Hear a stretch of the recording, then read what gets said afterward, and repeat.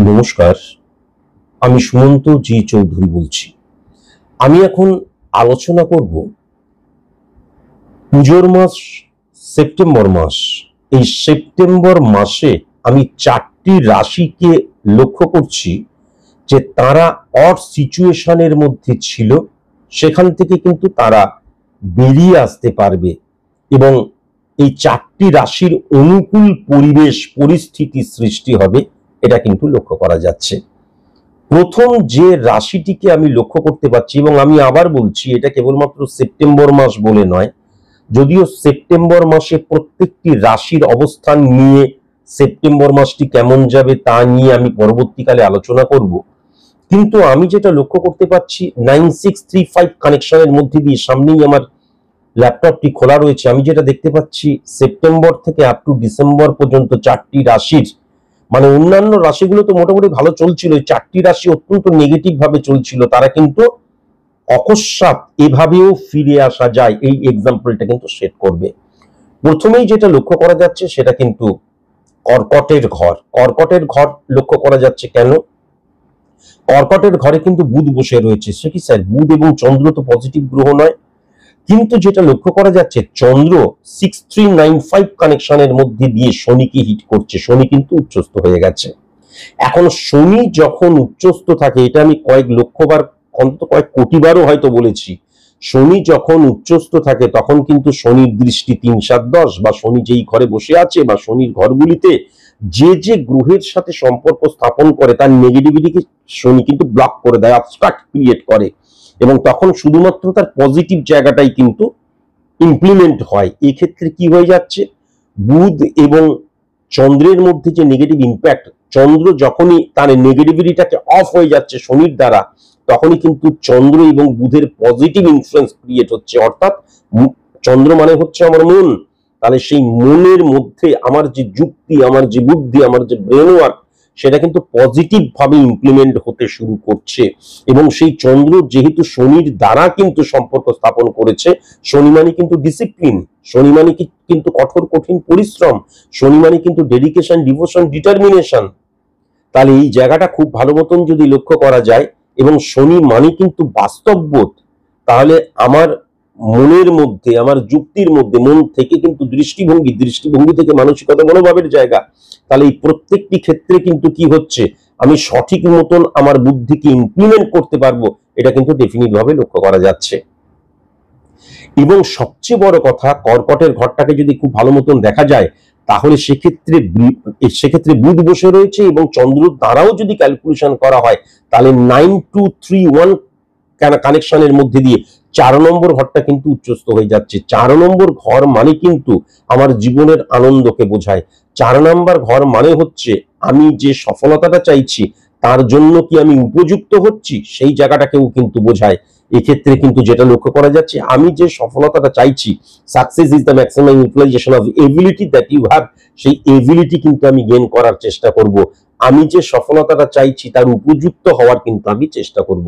আবার যদি খুব ভালো মতো লক্ষ্য করা যায়, 3-1 কানেকশনের মধ্যে দিয়ে কিন্তু এই যে বুধ এবং চন্দ্রের নেগেটিভ ভাইব্রেশন চন্দ্রকে হিট করছিল বলে কি আমি একটা মোটামুটি লেভেলে সফল হওয়ার পর ফাটকাকে বিশ্বাস করতে শুরু করছিলাম, বা দেখা যাচ্ছে আমার সিদ্ধান্তর জায়গাটা গলদ হয়ে যাচ্ছিল, বা আমি এমন একটা জায়গায় অর্থকে ইনভেস্ট করলাম, ওয়েস্ট অফ মানির জায়গাটা লক্ষ্য করা যাচ্ছিল, তাহলে সেই জায়গাটাও কিন্তু ব্লক করা যাচ্ছে। এটাও কিন্তু খুব ভালো মতন লক্ষ্য করা যাচ্ছে, যেহেতু নেগেটিভ চন্দ্র আর বুধের অবস্থান সৃষ্টি হচ্ছে না। যখনই চন্দ্র নেগেটিভ তার যে ভাইব্রেশনটা ছড়াতে পারছে না, তখনই কিন্তু এই যে বুধের ঘরে বৃহস্পতি বা মঙ্গলের অবস্থান, সেটা অত্যন্ত পজিটিভ করে দিচ্ছে। তার ফলে কি হচ্ছে, কর্কট রাশির জাতক জাতিকাদের ক্ষেত্রে কিন্তু যারা সেলস মার্কেটিং রিলেটেড বিজনেস করে, যারা কথা বেচে খায়, তাদের ক্ষেত্রে অত্যন্ত পজিটিভ সময়, এটাও কিন্তু আমি লক্ষ্য করতে পারছি। সেকেন্ড যে ঘরটাকে আমি লক্ষ্য করতে পারছি সেটা হচ্ছে কন্যার ঘর, কন্যা রাশির ঘর, সেখানে মঙ্গল বসে রয়েছে।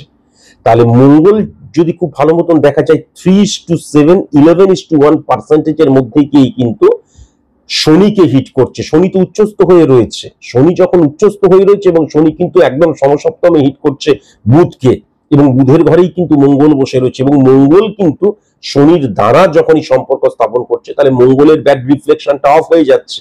মঙ্গলের ব্যাড রিফ্লেকশনটা যখনই অফ হয়ে যাচ্ছে এবং খুব ভালো মতন মঙ্গলকে কেন্দ্র ধরে 1 4 7 10 ক্যালকুলেশন করলে 7:2 9:11% মধ্যে দিয়ে সেকেন্ড হাউসের কিন্তু শুক্রকে হিট করছে। তাহলে এই ক্ষেত্রে যেটা লক্ষ্য করা যাচ্ছে, মঙ্গল এবং বুধের ফাংশন কিন্তু পজিটিভ হয়ে যাচ্ছে, অর্থাৎ আমার ব্রেন ওয়ার্ক, আমি যখন কোনো কিছু আমার লক্ষ্য নির্ধারণ করছি, what are you going to be, I shall be that's the life for me. এবার তারপর অনেক সময় আমরা কি করি, আমি আমার গোলটা তো সেট করলাম, তারপরে যুক্তি বুদ্ধি ব্রেন ওয়ার্কের মধ্যে দিয়ে আমি সেটাকে কিভাবে অ্যাচিভ করব সেই চেষ্টা করি, ফিজিক্যাল অ্যাক্টিভিটিস থাকে না। আবার অনেক সময় দেখা যায় অনিয়ন্ত্রিত ফিজিক্যাল অ্যাক্টিভিটিস এর জন্য কি হয়, আমার ব্রেন সেরকম ভাবে কাজ করে না। তাহলে এই ক্ষেত্রে বুধ এবং মঙ্গলের অবস্থান যখন পজিটিভ হয়ে যাচ্ছে, তখন আমার যে লক্ষ্যটা থাকছে সেই লক্ষ্যটাকে কিন্তু আমার বুদ্ধি, আমার যুক্তি, আমার ব্রেন ওয়ার্ক যেভাবে হিট করছে, আমার বডি ল্যাঙ্গুয়েজ বা ফিজিক্যাল অ্যাক্টিভিটিসও কিন্তু সেরকম ভাবেই হিট করছে। এটা অত্যন্ত পজিটিভ। এবং আমি যদি কন্যা রাশির ক্ষেত্রে খুব ভালো মতন বুধ এবং মঙ্গলের অবস্থান দ্বারা দেখি, তাহলে 4 নাম্বার ঘর, 7 নাম্বার ঘর এবং 2 নাম্বার ঘর অতীব উচ্চস্থ হয়ে যাচ্ছে, নতুন অপরচুনিটি আসার জায়গা এবং যে কোনো, কেবলমাত্র ফিনান্সিয়াল নয়, যে কোনো সিচুয়েশন থেকে বেরিয়ে আসার জায়গাটা কন্যা রাশির জাতক জাতিকাদের ক্ষেত্রে লক্ষ্য করা যাচ্ছে।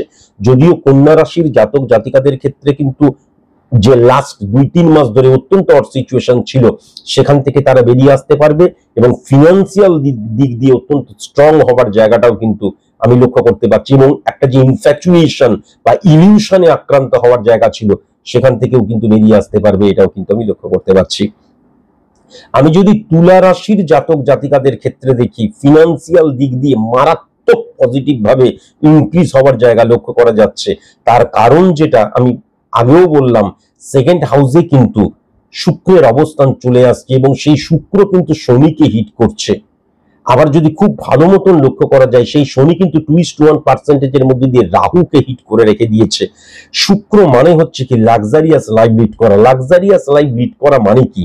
লাক্সারিয়াস লাইফ লিড করা মানে সবসময় আম্বানির লাক্সারিয়াস লাইফ লিড করা আর আমাদের লাক্সারিয়াস লাইফ লিড করা এক নয়। আমি একটা অড সিচুয়েশনের মধ্যে ছিলাম, দেখা গেল আমার ছেলেটিকে বা মেয়েটিকে ভালো স্কুলে ভর্তি করার আছে, আমার মায়ের ট্রিটমেন্টের জায়গা রয়েছে, মা বা আমার ওয়াইফকে আমি কখনো ভালো কোনো রকমের একটা অর্নামেন্টস কিনে দিতে পারিনি আমাদের বিবাহ বার্ষিকীতে। এই যে আমার ক্রাইসিসটা রয়েছে, এই ক্রাইসিস থেকে কিন্তু বেরিয়ে আসার জন্য, এই যে ক্রাইসিসটা রয়েছে, এই ক্রাইসিস থেকে বেরিয়ে আসাটাই কিন্তু আমার কাছে খুব ভালো মতন যদি দেখা যায়, তাহলে লাক্সারিয়াস লাইফ লিড করা। যেই মানুষটা ঝুঁকিতে থাকে, সে যখন একটা ভাড়া বাড়িতে থাকবে, সেটাই তার কাছে কিন্তু লাক্সারিয়াস লাইফ লিড করা। আগেই বললাম, আম্বানির লাক্সারিয়াস লাইফ লিড করা আর আমার লাক্সারিয়াস লাইফ লিড করা এক কখনো হতে পারে না। তাহলে এই ক্ষেত্রে কিন্তু এই যে আমি অড সিচুয়েশনের মধ্যে ছিলাম, সেখান থেকে আমি বেরিয়ে আসতে পারবো। আর তুলা রাশির ক্ষেত্রে কিন্তু আমি যেটা লক্ষ্য করতে পারছি, ফিনান্সিয়াল উন্নতির জায়গা, ফিনান্সিয়াল অপরচুনিটির জায়গা এবং অর্থকে সঠিক মতন ব্যবহার করার জায়গাটাও কিন্তু অত্যন্ত পজিটিভ আমি লক্ষ্য করতে পারছি, অত্যন্ত পজিটিভ। হ্যাঁ, অর্থকে ব্যবহার করার জায়গাটা এবং আমার যে সিদ্ধান্তের জায়গাটা, এতদিন ধরে কিন্তু আমি অন্যের দ্বারা চালিত পরিচালিত হয়েছি, অন্যের কথা শুনে আমি আমার কাছের মানুষগুলোকে বা আমি আমার সিদ্ধান্তকে চালিত পরিচালিত করেছি, কাছের মানুষগুলোকে কিন্তু আমি বিশ্বাস করেছি, অবিশ্বাস করেছি এবং আইডেন্টিটি ক্রাইসিসের জায়গা, সন্দেহ প্রবণতার জায়গা, এগুলো কিন্তু সরে যাচ্ছে। এটা কিন্তু অত্যন্ত পজিটিভ আমি যেটা লক্ষ্য করতে পারছি। আর সর্বশেষে যে রাশিটির কথা বলবো, সেই রাশিটি হচ্ছে মীন রাশি। মীন রাশিতে কিন্তু শনির অবস্থান লক্ষ্য করা যাচ্ছে। শনি কিন্তু 2:1% মধ্যে দিয়ে যদি দেখা যায়, তাহলে শনির ঘরেই কিন্তু রাহু বসে রয়েছে। তাহলে উচ্চস্থ শনি যখন রাহুকে হিট করছে, শনি এবং রাহুর অবস্থান কিন্তু শ্রাপিত দোষ সৃষ্টি করা বোঝায়। কিন্তু শনি এবং রাহু যখন শ্রাপিত দোষ সৃষ্টি করছে, এক্ষেত্রে শ্রাপিত দোষ সৃষ্টি হচ্ছে না কেন? রাহু মানে ইলিউশন, আবেগ, ইমোশনকে বোঝায়, আর শনি মানে বাস্তববাদী, কঠোর যে মনটা, বাস্তববাদী যে চিন্তাধারা, কর্মকে বোঝায়। রাহু মানে কিন্তু কর্ম নয়, চাই চাই চাই চাই, হ্যাঁ, আমার পাওয়া চাওয়াকে বোঝায়। তাহলে এই ক্ষেত্রে শনি যখন পজিটিভ হয়ে গেল, রাহুর নেগেটিভিটিকে সে কিন্তু অফ করে দিল। তাহলে না, রাহুর পজিটিভিটির জায়গা কি? রাহু কিন্তু ইনক্রিজ করায়। দেখা গেল আমি মাসে 10,000 টাকা ইনকাম করি, আর দেখা গেল আমার বন্ধু মাসে 1 লাখ টাকা ইনকাম করে, তার মানে তার রাহু স্ট্রং 100%। দেখা গেল কারোর প্রচুর অর্থ, তার রাহু মারাত্মক স্ট্রং, এটা ডেফিনিট ভাবে বলা যায়। আমার একটা ফ্ল্যাট, আমার বন্ধুর 3টে ফ্ল্যাট, আমার চাইতে তার 100% রাহু উচ্চস্থ হয়ে রয়েছে। রাহু কিন্তু অনেককে বোঝায়, আমার হিউজ পরিমাণে রয়েছে যে কোনো কিছু, সেটা কিন্তু রাহুকে বোঝায়, কখনো সদর্থক কখনো নগর্থক দিয়ে। তাহলে শনি এবং রাহুর নেগেটিভিটি অফ হয়ে গিয়ে রাহুর এই হিউজ পরিমাণে ইনক্রিজ করা যখন শনির সাথে হিট করলো, এবং শনি কি করছে, খুব ভালো মতন 3-1 কানেকশনের মধ্যে দিয়ে 7 নাম্বার 9 নাম্বার এবং 5 নাম্বার ঘর দ্বারা বৃহস্পতিকেও হিট করছে। তাহলে বৃহস্পতি মানে কিন্তু আমার ভেতরের যে জ্ঞান, আমার ভেতরের যে নলেজ, সেইটাকে আমি ইমপ্লিমেন্ট করছি ফর সাকসেস, অ্যাচিভ সাকসেস।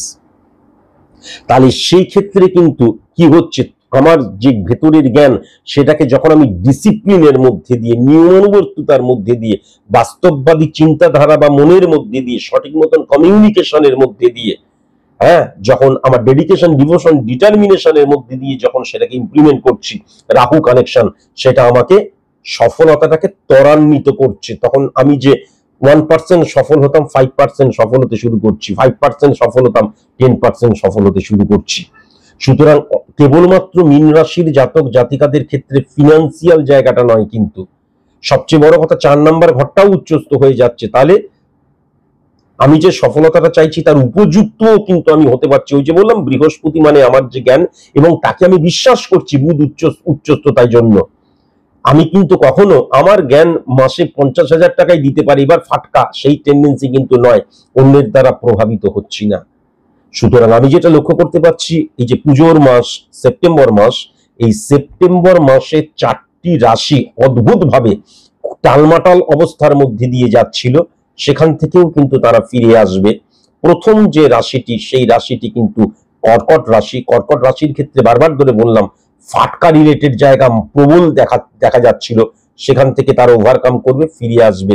কন্যা রাশির ক্ষেত্রে চোখ হয়ে যাওয়ার জায়গাটা লক্ষ্য করা যাচ্ছিল, সেখান থেকে তারা ওভারকাম করবে।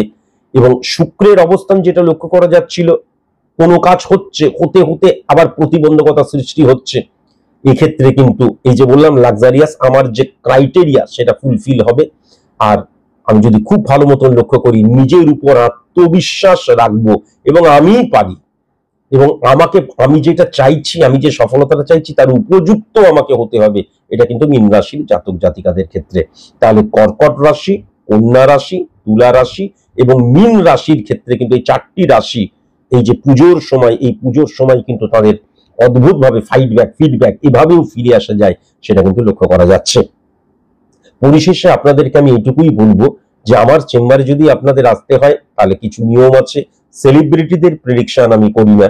ফার্স্ট, আমি কিন্তু পলিটিশিয়ানদের প্রেডিকশন করি না। হাতে যারা জেমস্টোন পরে আছেন তারা কখনো কিন্তু আমার চেম্বারে আসবেন না, এটা আমার নিয়ম। আর কেবলমাত্র প্রেডিকশন করাবার জন্য আমার চেম্বারে আসবেন না। আমি আমার নেগেটিভিটিটা জানবো, এবং জানার পর বাই হুক বাই ক্রুক ঘটি বাটি বিক্রি করে হলেও আমি নেগেটিভিটিটাকে অফ করব। এতটাই সিরিয়াস যারা, তারাই কেবল আমার চেম্বারে আসবেন। আমার চেম্বার ফিস কিন্তু অনেক, 3,000 টাকা, আর আমার অনলাইন প্রেডিকশন ফিস 5,000 টাকা। সুতরাং কেবল জানতে এসে, কেবল সামনেটা কেমন জানার জন্য 3,000 টাকা খরচা করার কোনো মানে হয় না, বা অনলাইনে 5,000 টাকা খরচা করার কোনো মানে হয় না। যারা ভীষণ সিরিয়াস, আমি আমার নেগেটিভিটিটা জানলাম, এবার বাই হুক বাই ক্রুক সেটাকে আমি অফ করব, এতটাই সিরিয়াস যারা, তারাই কিন্তু আমার কাছে আসবেন। চেম্বারের বাইরে কেবল ভিড় করার জন্য কিন্তু আপনারা আসবেন না। আজকের মতন এটুকুই, নমস্কার। জ্যোতিষ কোনো রঙিন চশমা নয়। হে ঈশ্বর, আমায় অমরত্ব দাও। তাই সাদা চোখে সত্যিকে দেখতে শিখুন। যুক্তিতে মুক্তি চাইলে তবেই আপনি স্বাগত বিজ্ঞান ভিত্তিক জ্যোতিষ গণনার এই অনুষ্ঠানে। স্যার সুমন্ত জি চৌধুরী।